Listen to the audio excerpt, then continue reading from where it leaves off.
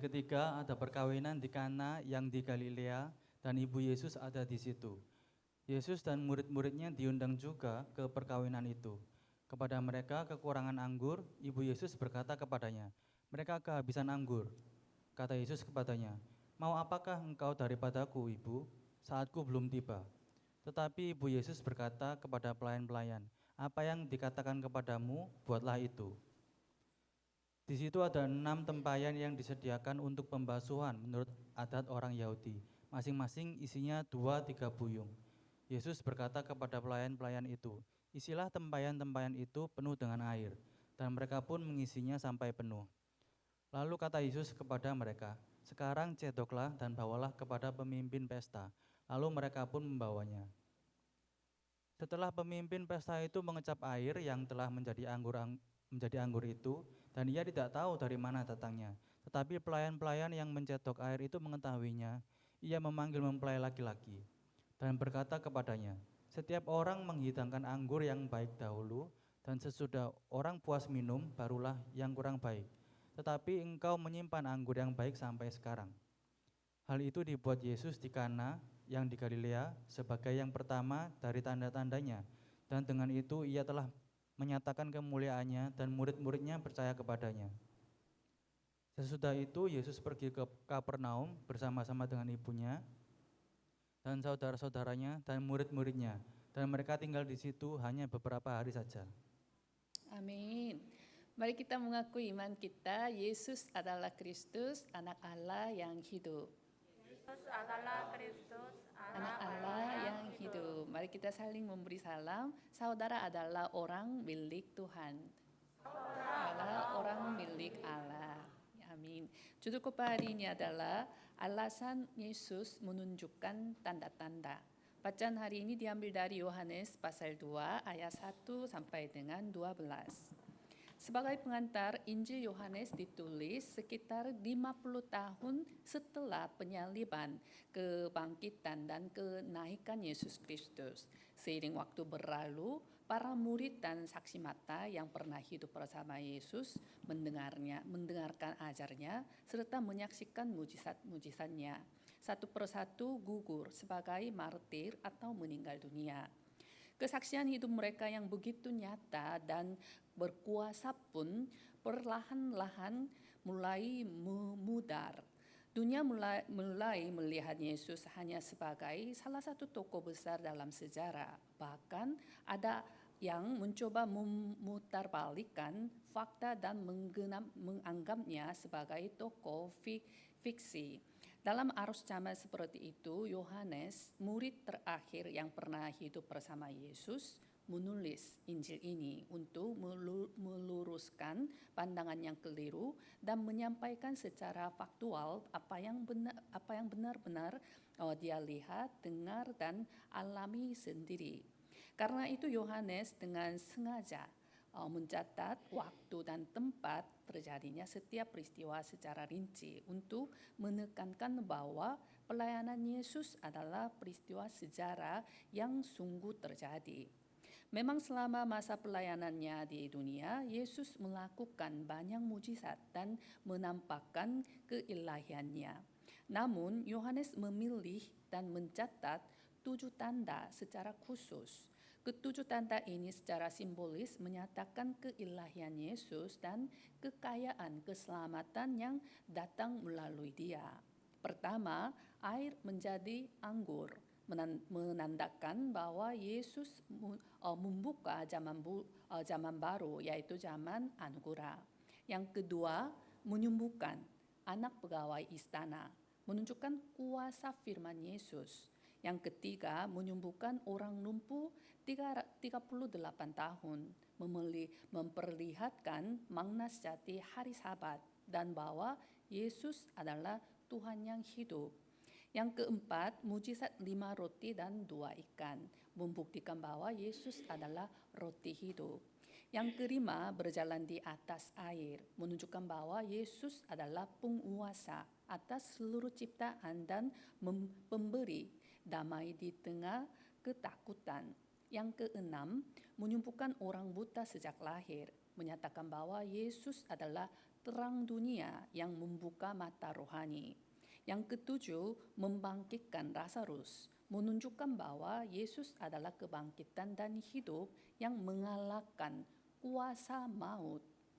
Lalu, mengapa Yesus menunjukkan tanda-tanda ini? Pertama, tanda-tanda ini adalah bukti bahwa Yesus adalah Mesias yang dijanjikan.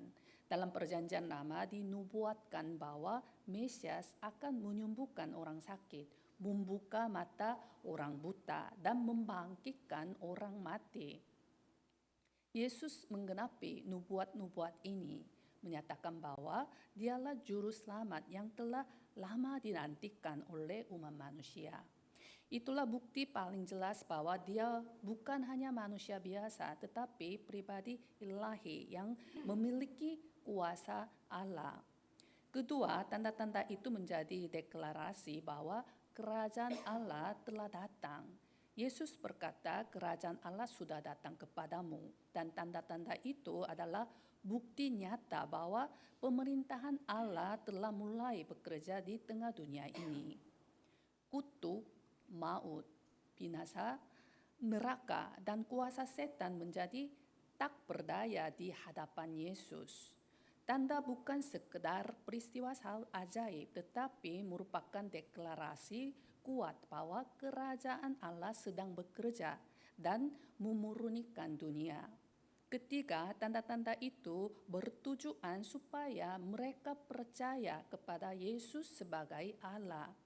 Dalam Yohanes pasal 2 ayat 11, murid-muridnya percaya kepadanya. Dikatakan bahwa setelah melihat air berubah menjadi anggur, tanda-tanda ini diberikan agar orang-orang benar-benar percaya kepada Yesus sebagai Allah. Ada kebenaran-kebenaran yang sulit dipahami hanya dengan kata-kata, namun ketika mereka melihat dan mengalami langsung kuasa Tuhan, maka hati mereka terbuka untuk percaya dan ikut Yesus.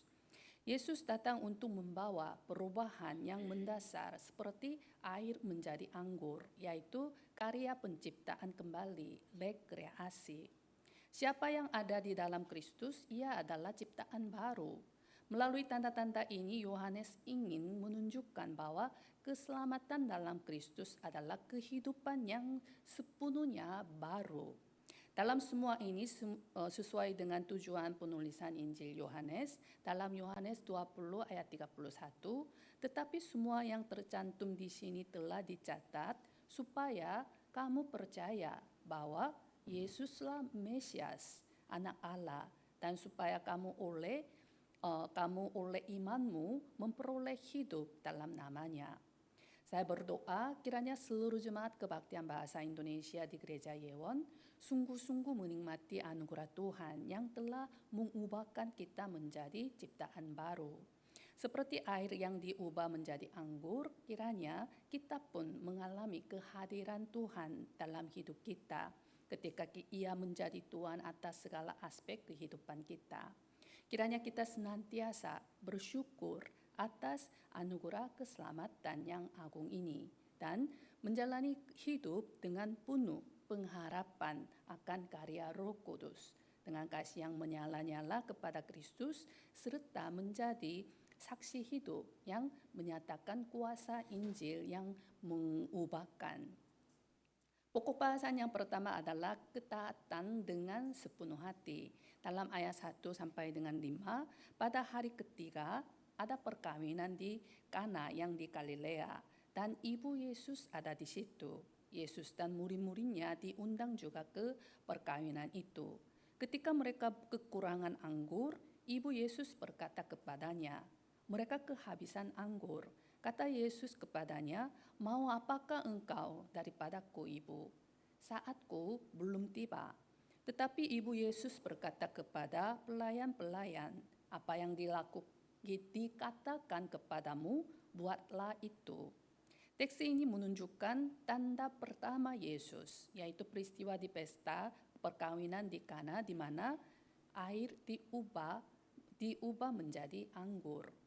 Ketika anggur habis di tengah-tengah pesta, suatu masalah yang tak terduga muncul. Pada saat itulah Ibu Yesus menyampaikan satu kalimat yang sangat sederhana, namun sangat penting kepada para pelayan. Dalam ayat 5, apa yang dikatakan kepadamu, buatlah itu. Kalimat ini merupakan salah satu pelajaran inti dari peristiwa ini yang mengajarkan bahwa jalan untuk mengalami kemuliaan Allah adalah melalui ketaatan dengan segenap hati, sepenuh hati. Ketika para pelayan mendengar perintah Yesus untuk mengisi tempayan dengan air, mereka tidak tahu mengapa itu harus dilakukan. Mereka sama sekali tidak memiliki keyakinan logis bahwa air itu akan berubah menjadi anggur. Secara akal sehat, perintah itu sulit dimengerti.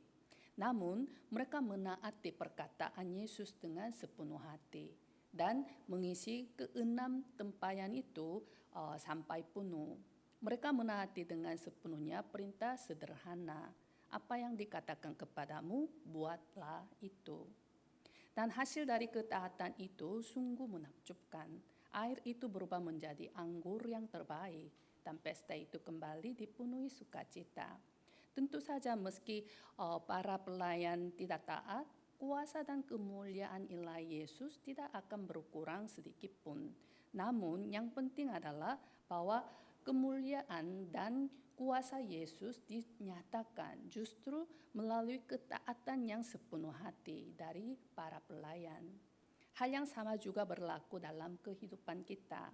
Seringkali firman Tuhan terasa tidak masuk akal, tidak sesuai dengan pengalaman atau logika duniawi kita.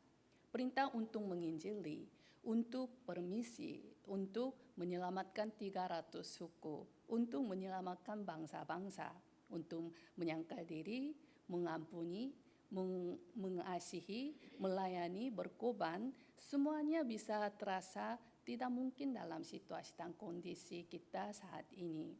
Di saat seperti itu, kita sering bertanya, mengapa sekarang?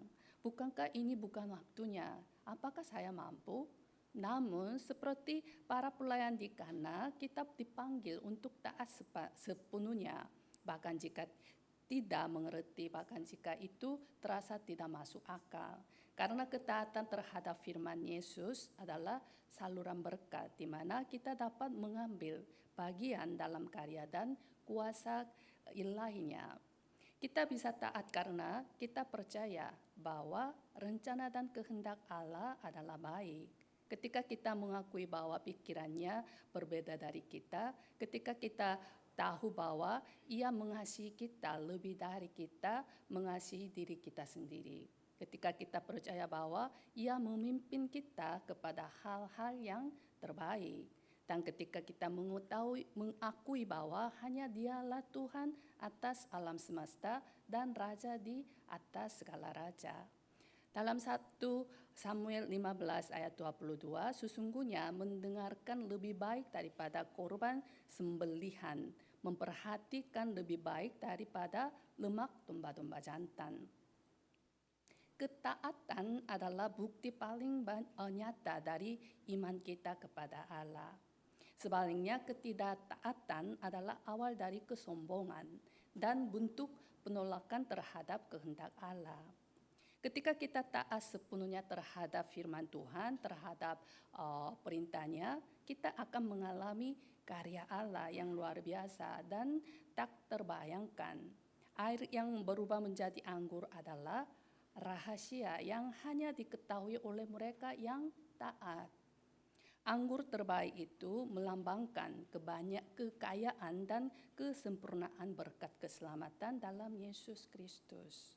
Saya berdoa kiranya seluruh jemaat kebaktian bahasa Indonesia di Gereja Yewon menjadi pribadi-pribadi yang taat sepenuhnya, tanpa keraguan terhadap firman Tuhan seperti pelayan-pelayan di Kana, sehingga kita masing-masing mengalami karya Tuhan yang nyata dalam hidup kita dan menjadi saksi hidup yang memancarkan kemuliaannya ke tengah dunia. Pokok bahasan yang kedua adalah iman sebagai buah. Dalam ayat 11, hal itu dibuat Yesus di Kana yang di Galilea sebagai yang pertama dari tanda-tandanya. Dan dengan itu ia telah menyatakan kemuliaannya dan murid-muridnya percaya kepadanya. Rasul Yohanes menyebut peristiwa di mana Yesus mengubah air menjadi anggur di Kana Galilea sebagai yang pertama dari tanda-tandanya. Yang perlu diperhatikan di sini adalah bahwa mujizat Yesus dalam Injil Yohanes tidak disebut sebagai mujizat, melainkan sebagai tanda. Kata Yunani yang digunakan adalah semeion yang berarti tanda, sinyal atau simbol yang membedakan sesuatu dari yang lain.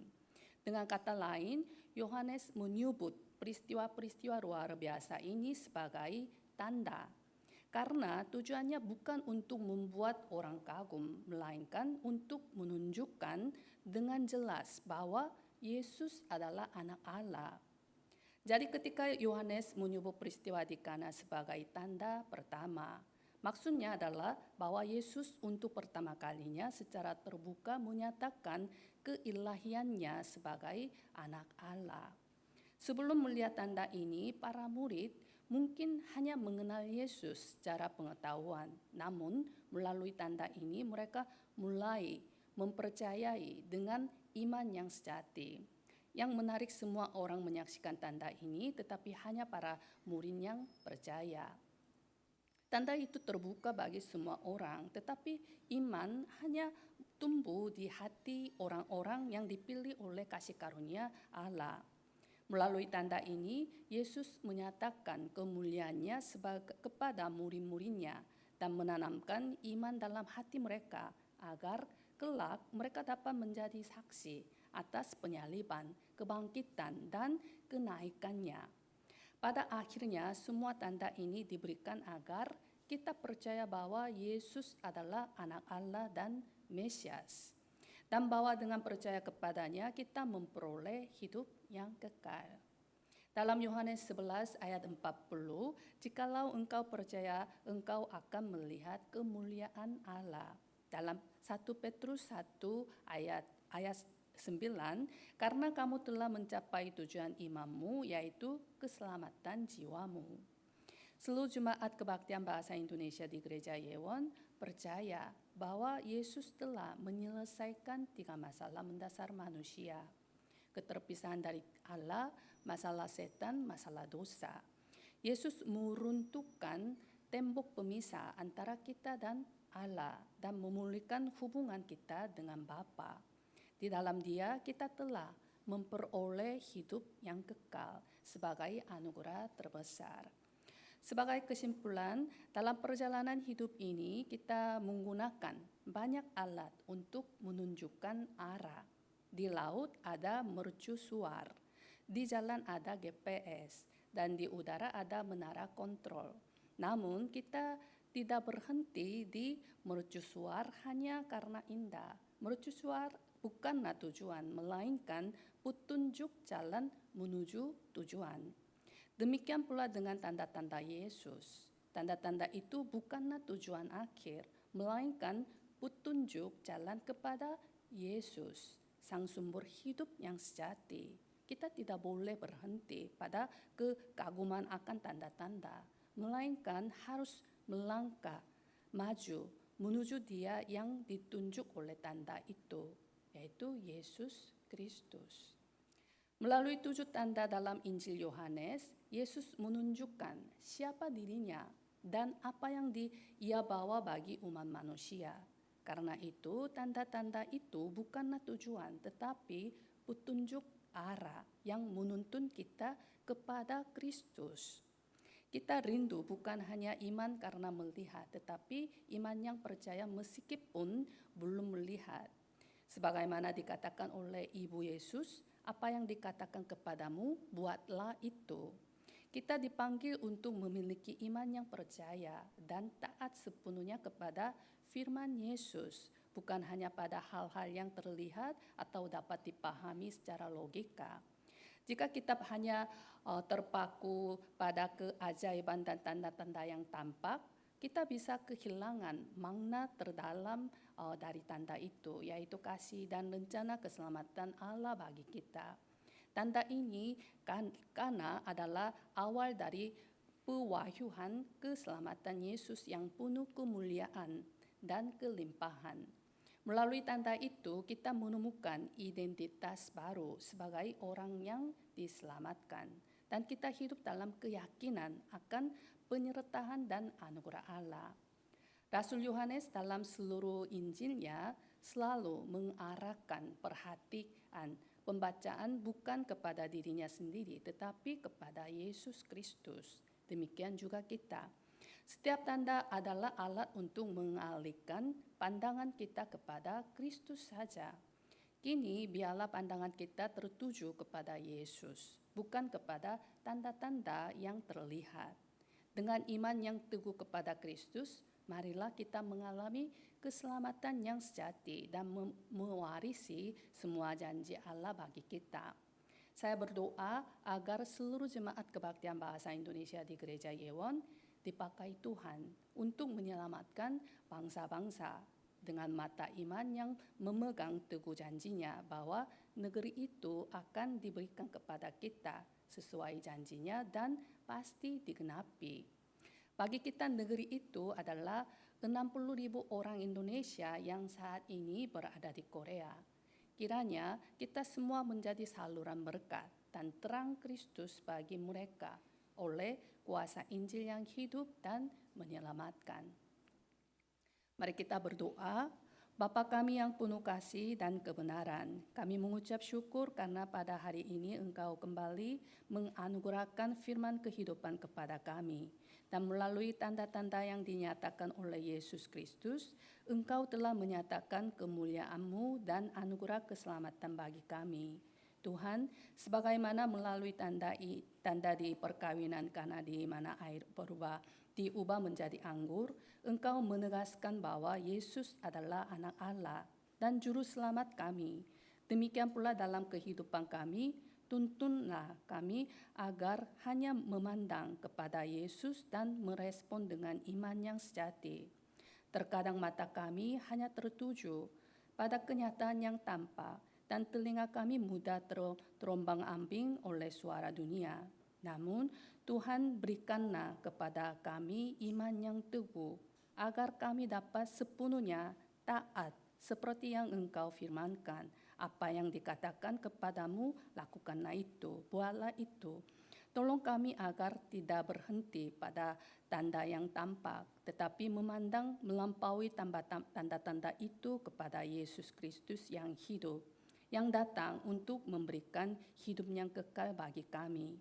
Singkirkanlah, buanglah dari dalam hati kami segala ketidakpercayaan dan keraguan, dan karuniakan kepada kami iman yang diberkati, yang percaya tanpa melihat, sehingga kami dapat menikmati kepastian keselamatan dan kekuatan hidup setiap hari. Yesus, kami mohon bersemayamlah di pusat hati kami saat ini. Perbaruilah hidup kami dan jadikanlah kami alat perluasan kerajaan Allah melalui hidup kami. Secara khusus kami berdoa agar Engkau memakai kebaktian bahasa Indonesia ini untuk memberitakan Injil kepada 60.000 orang Indonesia yang saat ini berada di Korea. Kiranya melalui kami banyak jiwa diselamatkan dan memperoleh hidup yang kekal. Tuhan, ingatkan kami akan misi yang telah Engkau percayakan kepada kami dan jadikan kami saksi-saksi iman yang setia yang berlari sampai akhir demi kemuliaan nama-Mu. Segala kemuliaan hanya bagi-Mu, ya Tuhan, di dalam nama Yesus Kristus kami berdoa. Amin.